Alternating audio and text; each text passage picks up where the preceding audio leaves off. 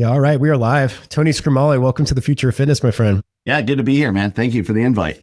No, thank you for doing this. I mean, you are a very busy man right now. And, as we were just discussing, I know this is a really important conversation for a lot of people in the industry that we're about to have, not just highlighting the success that you guys are having at CR, but what is going on at a kind of macro level with consolidation, private equity, as you're talking about, like, this is probably one of the biggest brand moments within our industry has ever seen. Cause I know there's a lot of people who, like me in 2012, who was a single gym operator. And I'm like, well, these major industry trends don't mean anything to me, but they very much do, more now than ever. And we're going to talk about why you should be paying attention to these things, because it could very well come knocking on your front door in a moment. I don't mean to like strike fear or anything like that. I'm just saying, hey, be an educated business person and an operator in the industry. So we're going to get into a lot of different stuff. So Tony, if you don't mind, let's start with this, dude. Give me a little bit of your background, a little bit about CR, and then we'll take it from there.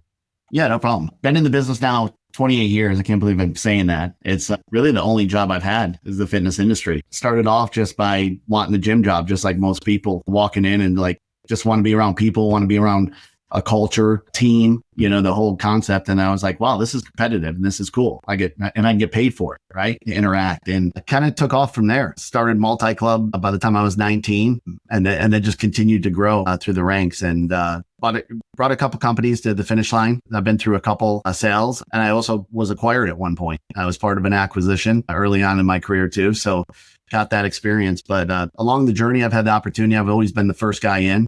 I was just doing the math the other day. I've opened up over 100 clubs, like from pre-sale to, I don't think a lot of people can really say that, from the construction side of the business to just, day one of the pre-sale, and actually opened them up. And I'm over that century mark now, which is kind of cool. Yeah.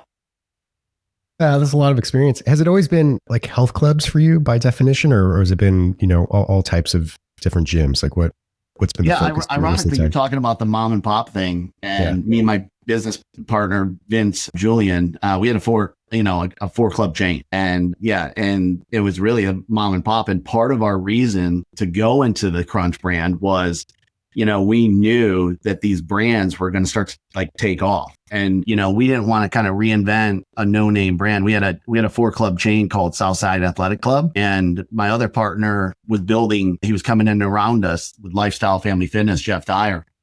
And so we got acquired. And then in 2010, when me and Vince were thinking about doing clubs, we started to look at like, what do we want to do? Do we want to open up our own brand? We even named our own brand. We even looked at that. And then we started talking to like UFit, and we looked at Planet Fitness, and then we looked at Crunch.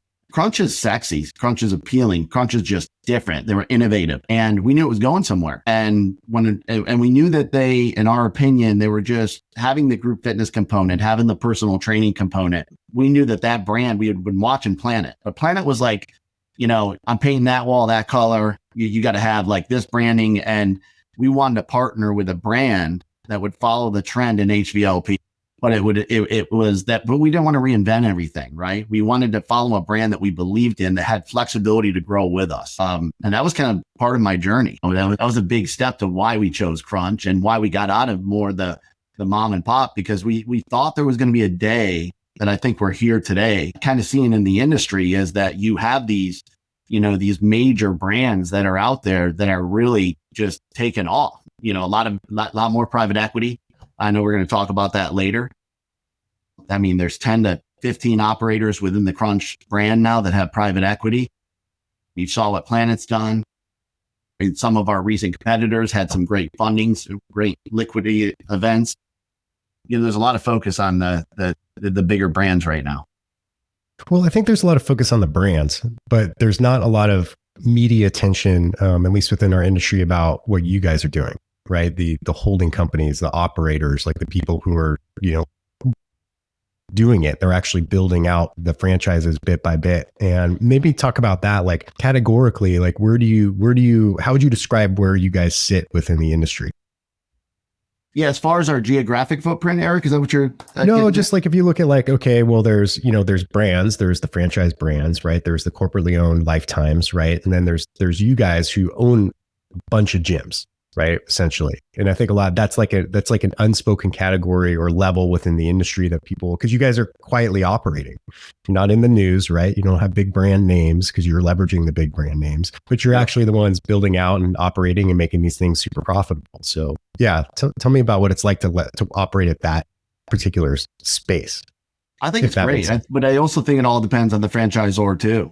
Having that flexibility within the brand, like, the one thing that we do is, a lot of HVLP brands out there, they might get a lot of volume of business in there, but like what our company is known for within the Crunch brand is personal training. Like we definitely focus on like the integration of the member, getting the actual member into group fitness classes, getting them, with a trainer. And it's one thing to fill the box, but it's another thing to really serve people and serve your member base and get them results. And that's what this industry is about, because at the end of the day, like HVLP, no matter who's out there, like all of our clubs are packed. And, that volume of people in there can be intimidating to that non-gym user, that deconditioned member that finally makes a choice. So like we saw an opportunity in a window to do something great with personal training, and we took advantage of that. So it wasn't just about filling the box with members. It was about filling the box and really catering to every aspect of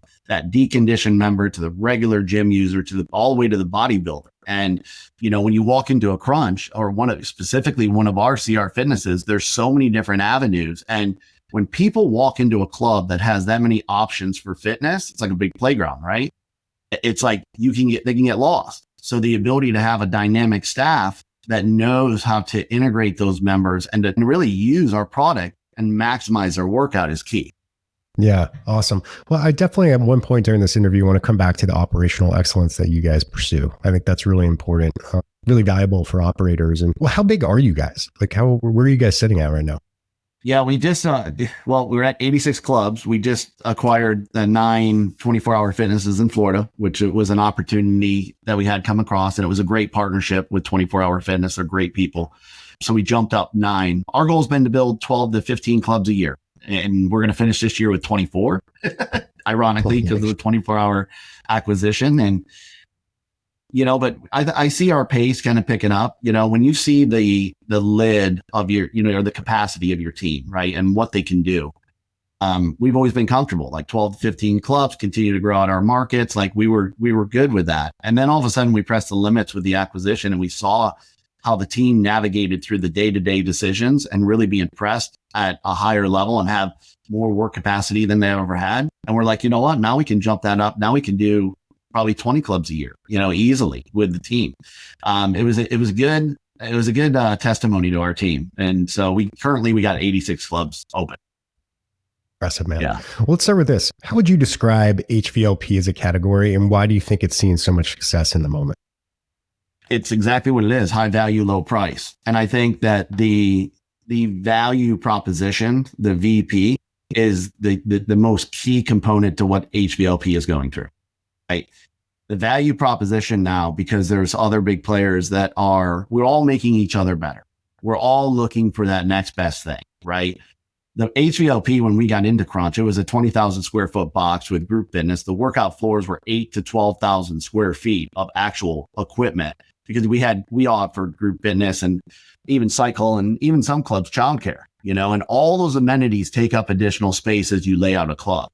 Now, with Vaza and Choose and Fitness Connection and all the big players that are out there, the 20,000 square foot boxes are gone. They're all now. So the HVLP is kind of morphed into, a 35 to 40, maybe even 50,000 square foot club now, because the value proposition, because there's so much competition out there nowadays in this model, that it's made us have to go do hot yoga studios. The rest and relaxation area went from 2 product offerings. Now we have 8, everybody's starting to build out either a female kind of area or a booty area. And we just added that to our thing, right? And so that's 2,000 square feet. The hot yoga studios, 1,500 more square feet. The R&R went from 800 square feet up to 2,000 square foot. So it's forced us to all get a bigger product. And it's also forced us to become not just better at what we do, but have a better product offering. If anything, we've taken a little bit of the boutiques, and Eric, we've talked about this, but like we just added Pilates with reformers. And it's going to be at a discounted rate, about a third of the price as a boutique would have. So when you have hot yoga, you have hit zone classes, you have all these amenities. HVLP is really like it's like your shopping mall of fitness. It's got a little bit of everything that everybody else has. Yeah, it's something that I realized probably 3 or 4 years into my industry career was like, I will never bet against health clubs, especially that category. And back then it didn't have a name. We didn't call it HVLP yet, right? That was something I feel like came along later. I'm like, just the sheer ability to strategically look at consumer trends in our industry and wait a little bit. Like, you don't have to be to the forefront. Like, you didn't see like Pilates as a thing and then be like, jump on it right away. You could wait 4 or 5 years and be like, well, let's see if it trends in and out, right? And then if this is here to stay, then cool, we'll take it in-house. That's a huge strategic advantage over everything else, because boutiques, we have 2,000 square feet, right? If you're lucky, maybe. Right. You got to optimize that space, and you got to have the coolest, most sticky thing in there. And that's a very difficult thing to do. So I've always seen that as a unique advantage. I mean, is that something that you guys articulate within your 4 walls, or is that just something that's kind of known across the HVLP world? Yeah, I mean, I think like boutiques still are the best at what they do. Like, you go in, there's a more personalized experience, whether you're Barry's boot camp. And I love living our the fitness industry, period. So I'm always trying boutiques. I've tried, the cycle bar, you name it. And, I'm not saying that you go into those type of experiences, they're calling you by the first name. You know what I mean? Like, it's a community. They're writing your name on a water bottle. They might have your name on a locker, a personalized locker. And I'm not saying we give that level of experience, because we have the offering, we have the classes, we try to maintain, but it's a more personalized touch in the boutique still, which is why, in my opinion, they can charge a little bit more. But the ability to come into, discount fitness and to have that ability to do whatever you want to do, that all those other boutiques, because let's face it, like, if you're a member of a boutique, you're paying $150 plus a month for a boutique, to where you could pay, like at Crunch, $29 a month, and you get that full product offering of all the classes, hot yoga, hot classes, R&R, hit zone classes, which is a CrossFit kind of like workout, all for $29 a month. So it's almost a little bit more recession proof, in my opinion, if we were to go through like we saw it coming out of COVID. And the other trend that we're seeing right now is, it's funny, they'll cancel a boutique, but they won't cancel, the HVLP member won't cancel their membership during the time of it starting to turn. We saw that coming out of COVID. And a matter of fact, they're members of multiple HVLP gyms. I see that more than ever. Like, oh yeah, I'm a member of EOS and your club because I like this piece of equipment there or this piece of equipment there. And, or I just like the environment. My one buddy goes there and so they might have 2 or 3 memberships at that lower price, but they're not going to have as many boutique memberships as they might have an HVLP membership. Interesting, man. Let's talk about private equity, Tony. I think that's something that the industry, I cover it in my quarterly reports with Alex and Juliet. We get into like what that means for the industry. And Edward Hertzman and I had Pete Moore on the Athletech Unscripted. I don't know when that's going to come out, if it's before or after this, but we talked about what private equity, these large names, Leonard Freeman, a bunch of other different ones, right? What these Leonard Green players. Yeah. Bunch of them. So tell me what's going on in the private equity world and why we should be paying attention to that. I think everybody should pay attention to it, because there's more private equity in Crunch than there's ever been. And you're seeing in multiple different brands, right? And there's definitely eyes on the HVLP market, right? And when you do that, what's going to happen is it's going to speed up the growth of any of those brands, right? Like, private equity comes in, they infuse money into, whatever the smaller group might be working, whether you're under a franchise or a bigger independent brand. And their growth will speed up, which is in return going to be a larger footprint. You're going to see more clubs. You're going to see it. You're going to see these massive names, and it's going on at a level that I've never seen it go on. Planet was really the first pioneers of doing that, right? You saw Planet, and really, a lot of these operators, you saw certain operators have 80, 90 clubs, and you're starting to see that. And there's several within Crunch, several big operators, good operators that are starting to really scale because they got some serious capital behind it. Yeah. And I think this is, you and I were talking, we were preparing for this, but it's almost easily predictable to see what's going to happen in the next 5 years in this space, right? Like the major brands are going to accelerate. Maybe there's going to be, obviously a lot of consolidation, but if you're going to dust off a glass ball, magic ball here and kind of look into like year 2030, Tony, like what do you think all of this means? What are these trends going to lead to? I think there's a couple trends going on. I think we're all competing for the same boxes. I say that all the time because whether it's me or a competitor or whatever, like we're all just, the only person that wins is landlord, right? We're all driving rents up. We all look for the same exact box with enough parking. So that's a trend. And when I think you say 2023, I think, with my rent escalators, like what's my rent going to be then? And you got to make that decision today, right? So it's all in the initial things to keep you up at night, right?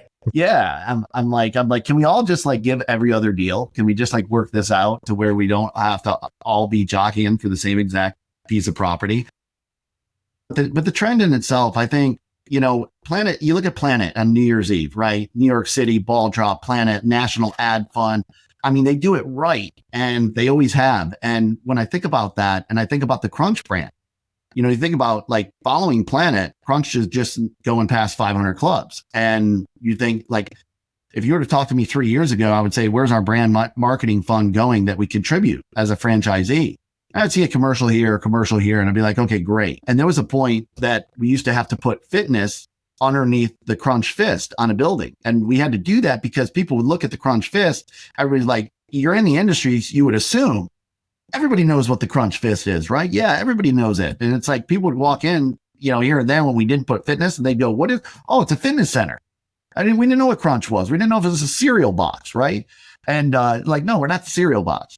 And but the days of having to put fitness under the Crunch brand have kind of been swept to the side because of just getting 500 plus clubs now. So I think, from private equity to like what it's going to look is, for us, for Crunch Fitness, like the brand recognition is really getting out there, and the brand marketing fund that we're contributing through corporate, there's a lot more clubs contributing to that. So I see us just scaling and more and more people knowing about, Crunch Fitness and any brand out there really as they start to scale. Do you think that's going to mean, in a given period of time that we're basically going to have like 10 major brands or so across the country where that's what you got? And like, what is that? I guess what I'm getting at, what does that mean for the independent operator? Like what should they be thinking right now? And, to set the table, you and I discussed this and we talked about it on the podcast with P. Moore, who's got a great show, by the way, Halo podcast. People should check it out. Like if you're a independent health club operator or regional operator and someone knocks on your door, whether they're Crunch or any other one, and they're like, hey, we want to buy you. What would you recommend? We've done some door knocks. So yeah. Those go one of two ways, right? Like, hey, we're going to build a club across the street from you. Would you rather sell? And I do think that it's the right time probably for a mom and pop to maybe look if a brand is coming into any given market and it's a superior brand, or that brand, it works for that brand to acquire your product. I would say then, yeah, they probably should sell, because the bigger brands are going to continue to cluster clubs. It's like me going to Knoxville. I got one club there. Knoxville's got lower demographics, but we wanted to be in that market. It's our territory, but we're not going to go in there with one club. We're going to go in there with 4, right? And I also think that like looking at, 2030 or down the road too, like brands themselves, you try to get a brand that's ageless, in my opinion. So you got to, there's a lot of trends. Like when I see the lights and everything and the neons and all this, and I'm like, when I started in the business at 18 in 1997, right? I walked in to several brands, and like the group fitness studios had these weird neon lights. All the women had these full body suits with the high socks. And I'm like, and the high socks and the body suits coming back too, because the lights are definitely back. And so the industry, itself in the fitness industry, you want a product that is timeless, in my opinion. So no matter what you do, because it goes in phases. And so as I see this industry evolving, we're all spending more money on clubs. We're all spending more money on the actual physical boxes. So it's going to be interesting. So, if I was an independent owner or a boutique and I had the opportunity to roll up, then I probably would. That's a really interesting thought. Like what makes a brand timeless within our vertical? Like what are the qualities that you look for that identify something like that? Colors? Or is it just a feeling? Feeling, colors, right? Like you built a house a couple years, 10 years ago, terracotta was in, and then it went into grays, right? So colors is everything. When you say timeless, it always changes. right? And the lighting, I think about that with our lighting. Everybody's doing like blue background lighting on the back of their mirrors and all that kind of stuff. And I'm like, should we just do white, say neutral, but have the backlit mirrors? Something like that was a discussion about, is that a little bit more timeless compared to, this blue trend or the neon colors and all that. So but again, I think even with a brand, Crunch has been through 1.0, 2.0, and 3.0. So since they've had 3 changes to colors and looks of the club since I've been a part of the brand. So even if you're not timeless, I think you just got to be willing to commit to convert your clubs to a newer brand, or maybe what the market is calling for, what the members are used to seeing, because change is good sometimes. Yeah. I mean, I remember the first time I joined a Crunch, I was in my 20s. I was living in San Francisco and I couldn't afford the Bay Club yet. So I went to Crunch because it was down the street and on the Embarcadero, I believe. It was great. I'm like, this is an incredible value. It was like $20 a month and had everything I wanted. It didn't have, the basketball court the Bay Club has, or, this beautiful pool that they have. But I'm like, this really solves my needs. And branding was almost the same. It was the same logo, right? Everyone knows the Crunch logo, and the colorings were the same. And it was like it hasn't changed a whole lot over 20 plus years. It's pretty incredible. It's got staying power. Pretty cool. Yeah. Yeah. What do you say so we talked about the mom and pops, but for the industry, as far as like, maybe the mid-tier HVLPs, like the regional ones, or ones that are, not quite in the top 10 that we all know, like what do you think is going to happen with those? Are they going to get consumed into the major top 10 brands? We all kind of mid price point tier, I think there's a place for them. There's some really good operators out there. One Life, Mountainside, right? They're in that mid, like, 45 to 55 or mid price point tier. And I think a lot of times, if I was to give advice to anybody out there, like, my opinion is that's a good price point for those brands. And when they start to really try to morph and try to become, or any operator thinks that just lowering your price or changing your product to something else, is you start to lose your identity. And to me, I think that's scary. I think that HVLP, even all of us big operators, there's a price that people will pay for maybe a little bit less people and a little bit different of an experience, right? You go into one of our clubs at night. I mean, the music's loud. I say, if you're not getting complaints, then the music's not loud enough, right? Like I don't want that country club experience. I want people to come into one of our clubs and feel the rhythm, like almost going into a nightclub. Like we don't want to be stagnant. We're Crunch, right? You got to be edgy. You got to make it like a nightclub is the easiest way, and I think that with those other people, as the people that have come up in the industry that want a little bit more, a little bit less people, they want to be able to get on their piece of machine and they're willing to pay a price. So I think HVLP is going to open up the doors for those mid price point tier, health clubs that are out there. Eventually they're going to get the person that doesn't want to deal with the overcrowdedness, and it's going to be a good feeder system for them. And then I also think there's that high price point health club that, like, I think Lifetime, we all can say that they do probably the best in the business, right? But the value proposition is there at a very high level, and just don't have your wife put the credit card on file. If not, she'll spend it all at the spa and everything else that they upcharge you for, so, but yeah, so I think just don't change on who you are. Don't try to be, the minute you start focusing on price or what, somebody else has to offer, or you try to change to become like what they are, your product's broke. And I think that there's like great products out there. Like I like a lot of products. I like LA Fitness. I like 24-hour fitnesses. I think they all serve a certain piece of the business. And look, coming out of COVID, the biggest thing that we saw, and everybody saw this, you saw the trend just spike. And it was because people were scared about getting sick, right? And they wanted to make healthier lifestyles. And there's a lot of industry stats that say like 22 to 24% or something in there belongs to a community, belongs to a health club. That number is much higher now. I would guess that it's probably 6 to 8% higher. I would say it's somewhere in the upper 20s of the members that actually belong to a health club just after COVID. So there's more customers than we've ever had in the fitness industry that are out in the community, but there's still 70% that don't belong to a health club. So there's room for more competitors, period. And I think that if we all just focused on not the people that are using the actual gyms, and focused on what Planet was so great at, focused on that deconditioned member, the 70% of any given community that has never stepped foot into a health club, right? And how do we get them in? Yeah, I mean, that's the age-old question.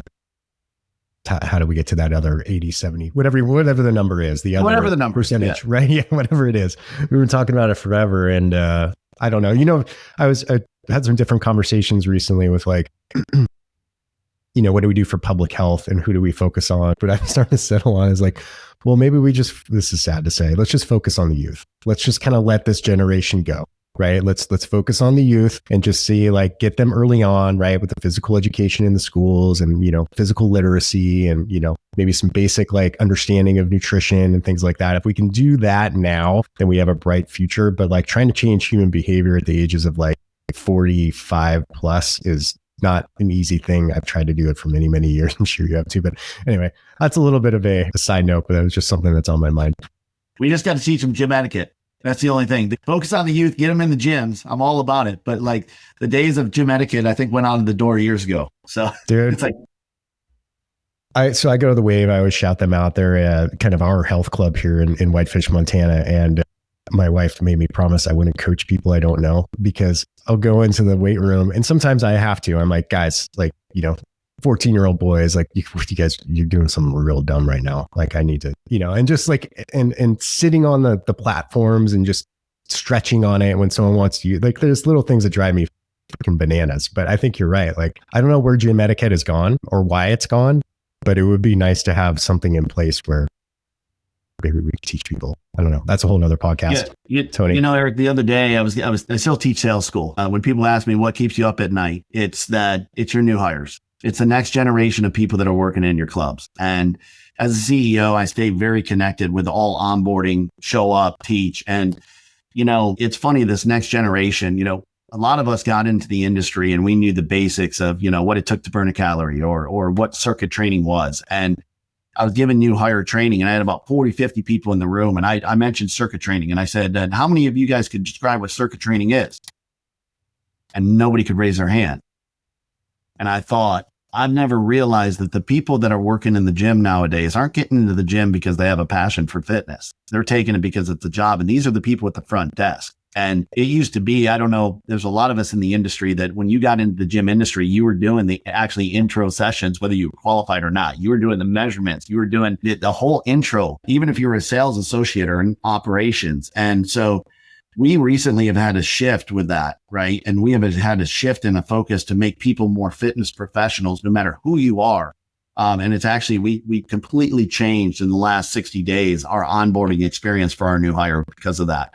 Gave them a lot more fitness knowledge, even if they're at the front desk, make sure that they weren't too. And of course, we've always had them go through an introductory training session with one of our trainers, but actually teach them the basics of fitness and get them connected. That way, it's just not a job because it's a cool gym job or something like that, because there's a disconnect over the last 10 years, in my opinion, of what that, of that trend that I'm seeing. I love that. Yeah. You guys are doing that. Well, that's a really nice segue into what the next major topic is. And this is an opportunity for a not so humble brag on your part, Tony, but like, what makes you guys so good? Like, what is the operational excellence? What allows you guys to scale? Like you're talking about 20 plus a year, the workload that your team's able to handle and do it effectively, right? And open really great clubs that are highly profitable. I mean, $128,000 a month with some of your clubs, I think, was a number that we discussed. So yeah, what is it? Like, what do you guys focus on? What are the pillars of success for your guys and your operation? We talk about humility and mutual respect are two of our major pillars within our company. And humility is you got to be humble enough to do anything. I always tell people the day that you say that something is not your job is the day that it's no longer your job. You hit the door. Everybody does everything. And if you can manifest kind of like that experience, like that is so key. Today you have so many people that are clock watchers. There's so many people, and you don't want to force them to, hey, work those extra hours. But if you as a company or an operator can kind of build an environment to where people fall in love with their job and they stay extra hours, then you're winning, right? That's culture. Ultimately, the one thing about that is this is I don't have an office. Everybody tells me to get an office. This is my temporary office, and I don't have an office. It looks like a temporary office. We talk about that. If you're, within our company, like what makes CR so great is there's not an employee that doesn't know me, from the top down. And that goes to our COO, our VP of sales. we don't live in an office. We don't make decisions that are from an office. Like, we are constantly in the field at our own sacrifice, because we all know that as you get higher up, you have a certain amount of administrative roles that you got to do, or desk time that you got to have. But we literally force our team to travel, our executives to be seen in the clubs, to live our product. And I think ultimately that's what makes CR. And, we want to be the best in the industry, and we don't know what that even is. Like, everybody beats their chest like, hey, we got the best brand, or we got the best team, but do you really? Right. And, if you have that ability to influence tons of people in multiple different markets, I mean, we got 86 clubs now. So how do you do that? One thing that we talk about, meet with people in numbers. If any executives travel to a market, like, meet with them in numbers rather than impacting a one-on-one. Have a group and pull everybody together. Have a team outing. Have a team, have a team training for 2 hours. Have a breakfast of champions, right? And those are just some of the tactics at CR. As far as like leveraging the brand or the fitness brand, our personal training play is something that we're known for. And, the average club across the board is 128,000. You nailed that stat. But that doesn't happen with ease. It happens, again, with the culture, the right people, the right leadership driving it. And again, though, too, like, we don't just drive personal training for a revenue standpoint. We drive it because you're truly getting your member base results. And the longevity, no matter what business in, is if you get people to use your product in the right way and benefit from it, people aren't as loyal to brands anymore. They'll just leave. But if you're getting them results, and your attrition's going to go down, you're going to have less cancellations. And every proven fact shows that anybody working with a trainer has that their longevity of being a member is twice as long.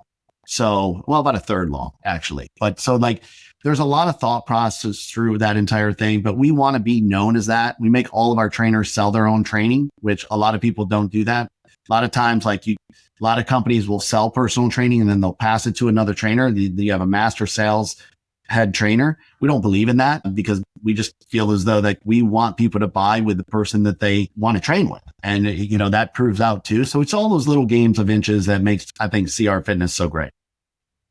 The personal training thing is super interesting to me, because I've felt that over the last decade or so, that personal training isn't the admired occupation that maybe it once was. Like, people don't seek it out and think like, hey, I'm going to make a career out of personal training or small group training, and I'm really going to dive into the role of the trainer and the coach. And it worries me a little bit. So when you guys are bringing in talent for personal trainers, like, where do you go to find them now? Where do you go to find really good personal trainers, and what's the training like? Because I feel that, most get into it with a love of, the physiology and the anatomy and the programming, the program designs and all those things, right? But like, the sales aspect is, they just tend to not really enjoy it too much. So yeah, how do you develop that pipeline of trainers, I guess, is the question I have.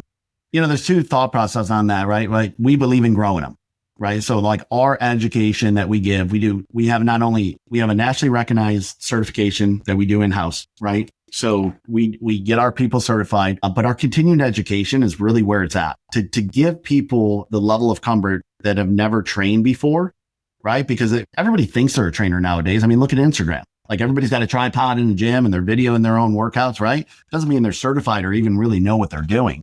Mm-hmm. But we have taken the approach of, and then, when you get a really good trainer, that kind of swayed here. When you get a really good trainer, they get confident enough to think that they can do it on their own. They just go do it at a park, or they go somewhere else, or they work for another gym, or they open up their own boutique. And so we believe in growing our trainers. We'd rather have somebody green that wants to get into the industry that maybe has never trained before, and then invest in onboarding them and showing them and teaching them how to train. And grow. Again, the longevity of that actual employee would be twice the bandwidth.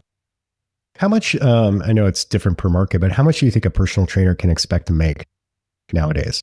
So when we designed our personal training pay, that was a big debate, right? And we're like, we charge on the upper end of personal training to our members. And the reason that we do that is because we wanted to create trainers that were the best in the business, but we also wanted to get them paid. We didn't want the trainer mentality to come in. Our trainers, we have many 20 to 25% of our trainers make over 100,000 a year. So the days, if you were to rewind 15, that wasn't the way it was, right? So like, people would look at a training job as maybe they're a fireman and maybe they did it from a part-time to kind of supplement their income, or maybe they had another business, right? Or maybe they just love training and did it part-time, or the stay-at-home mom. Well, what we did is we said, we can't pay our trainers, $12 an hour or $12 a session or $18 a session. And we want we want trainers that have the career mentality that they can do this for a living. So that's what we did. That was a major, and we don't do any part-time trainers.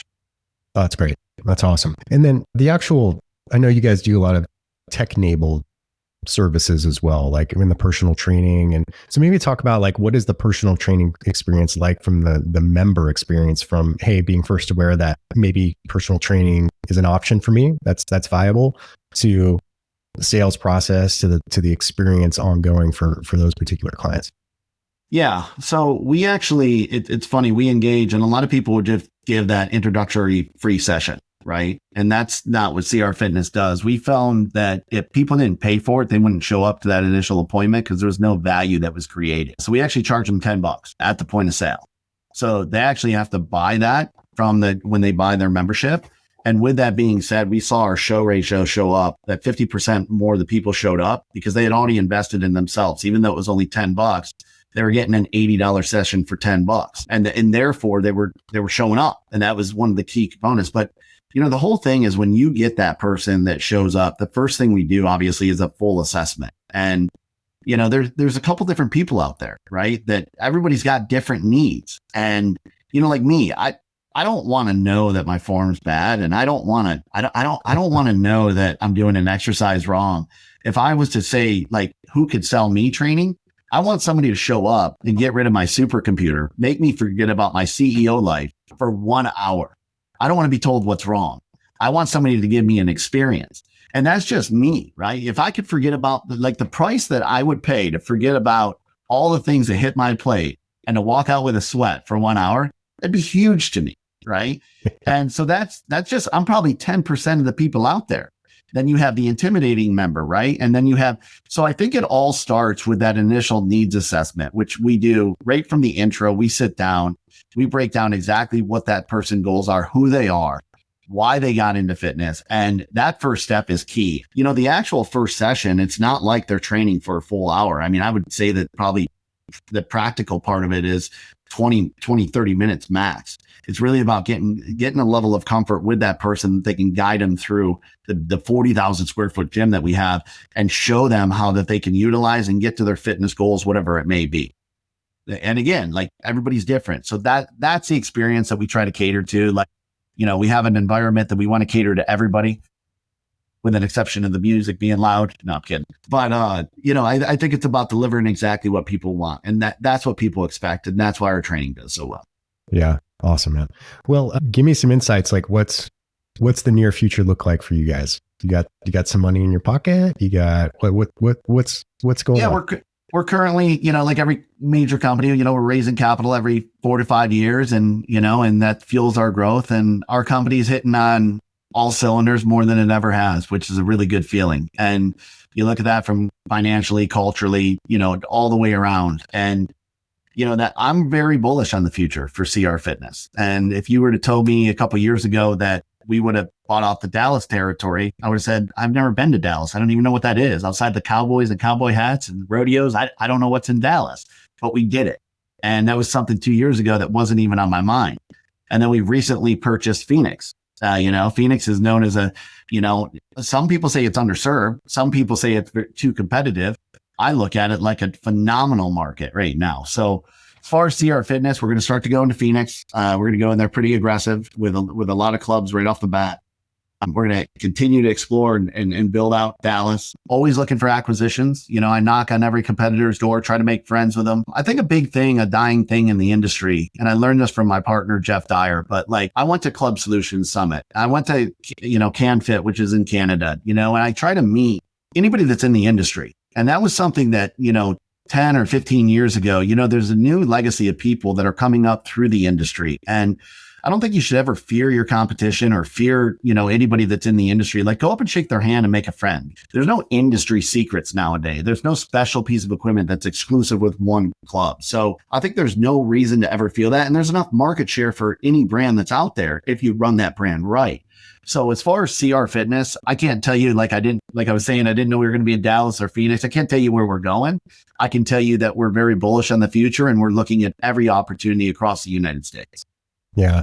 Well, I think you nailed something. If I could wave a magic wand over this industry, I would have what you're just talking about, like less of there's always got to be competition. It's healthy.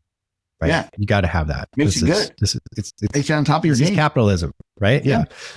It's amazing. But we have this void of leadership, right? Where it's like, Eddie made a great point of like, if, back in the day, if there was a problem with the automotive industry, like Lee Iacocca's on a plane to Washington, D.C., right? Like I don't know who in our industry from a major, executive level or people who have a lot of sway over the industry, like who's pulling together and looking after the industry overall and, being out there and making sure that, we're opening new doors, we're getting legislation. People are fighting for legislation, but we're just seeing it's tough. Right. But I feel like we need kind of captains of the industry really to step up and say, hey, we're the leaders and this is, directions that we can go if we pull together. Like tariffs is a great example, right? Like, how are we coordinating on tariffs? Like what's our strategy as an industry? And I feel like that's something we need. I don't know who's going to step up and do it, but I would love to see it. Yeah, I'd love to be a part of it. I think I'd like to see more people at these industry conventions meeting each other. Round tables are key, right? Yeah. Like sharing best practices. Yeah, well, there seems to be. You just never see the big guys, right, or women, like the ones that who never show up to any of these industry events, never accept invitations to anything. Like every once in a while, just like, come on, come be part of the group, right? We're okay. Show up. Show up. I don't know. Maybe they're listening to this. Maybe they're not. Let me ask this last question, Tony, is like, if you and I are at one of these industry events and we're meeting new people and it's 2030, I'll put that number out there and you and I are having a beer and you're like, dude, we crushed it. Like we're hitting every single goal. What would have needed to happen in that year of 2030? I think, you got to be all gas, you got to be on every aspect of your business. And too many times I think that over the next 4 to 5 or 6 years, I think the most key thing for any operator is to be inside your four walls, right? The days of absentee ownership and the days of these brands, and be willing to put some CapEx expense into your clubs that are starting to age, because all of us that are building, anybody can build 20 new shiny clubs, right? And then you got another 20 or 30 clubs behind that you built maybe over 10 years ago. And you got to be willing to reinvest into those clubs. You got to be really willing to bring them up to the standard of the current product that you have, right? Kind of like the timeless thing. And I think there's going to be huge separation in the operators that really continue to reinvest in their core clubs, right? The clubs that are 24 months and older, as we describe it. And if you were to tell me, like, what are we going to do, right? Well, we have leases that are coming up on some of our original clubs, and we're either looking to relocate, double the size, or just completely moved, you completely renovate the club and bring it up to like our 3.0 standard. And I think us sitting down, that's going to be the difference with CR Fitness. That's going to be the difference with Crunch. If we're sitting there and we're having a beer and we're talking about like what we did, it won't be, the new clubs will be easy. Like, yeah, we signed the AAA site. We knocked the cover off the ball with the pre-sale. The club's beautiful. It's up to, current technology standards are up to the top point. But if we could be successful in our original core clubs or all the clubs that we built over the last 5 or 10 years ago and bring those up to a standard, that's what will position anybody out there in the fitness industry up top. And it's a fine line, right? Because, you can't just throw tons of money at everything. Yeah, you wish you could. I certainly can't.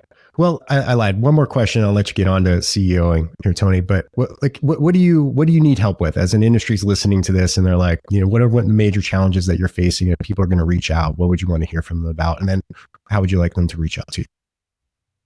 I would say, just going back, I think that we should all make each other better. And I think that, there's no industry secrets. And I think that the dialogue amongst each other, and I've made a big point to network over the last year and a half, and it's paid dividends. There's people out there like Bill from TSI. Like I could give him a call today, consider him a friend. And, I didn't have that relationship a couple of years ago. I would say that as we look at obesity at an all-time high, right, in America, and as we know that, people are more health conscious than ever, I think if we all just came together and really started to target that deconditioned member and started to focus on that as a team, I think we would all have more market share. We would all have bigger benefits, long term. And, brands will come and go, trends will come and go, right? But the people that are in this industry, the good people that are in this industry, they're good at what they do. And you don't know what your competitor is doing until you shake their hand. Yeah. Well said. That's perfect. We'll leave it right there. Well, Tony, thank you so much for joining me. I'd love to have you back on another year or so and just get an update on everything you guys are doing. And I think this is absolutely value packed. You brought the heat. So thank you. Ladies and gentlemen, Tony Scrimale. Thank you, guys.